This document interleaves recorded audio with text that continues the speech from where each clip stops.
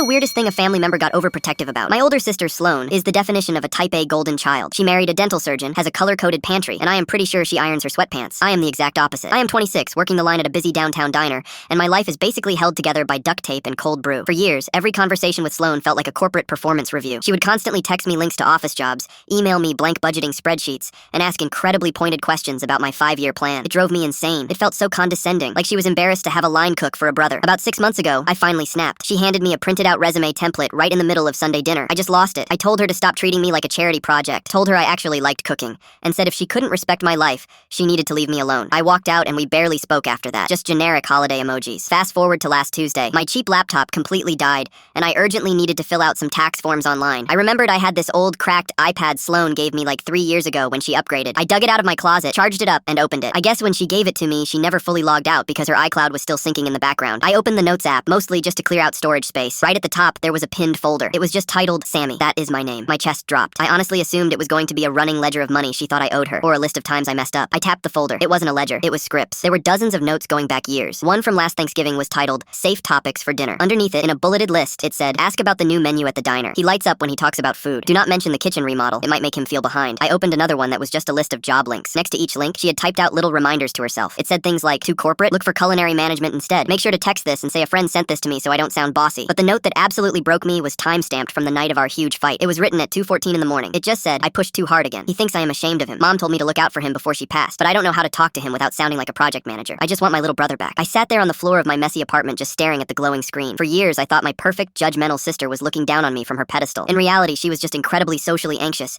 and completely terrified of saying the wrong thing and pushing away the only family she had left. I didn't call her. I didn't text her to apologize. I just went to work, made a massive batch of the braised short ribs she always secretly liked, put them in a cheap plastic takeout container, and drove straight to her perfect, pristine house. When she answered the door, she looked at the container, looked at my face, and completely burst into tears. We ate the whole thing standing up in her spotless kitchen.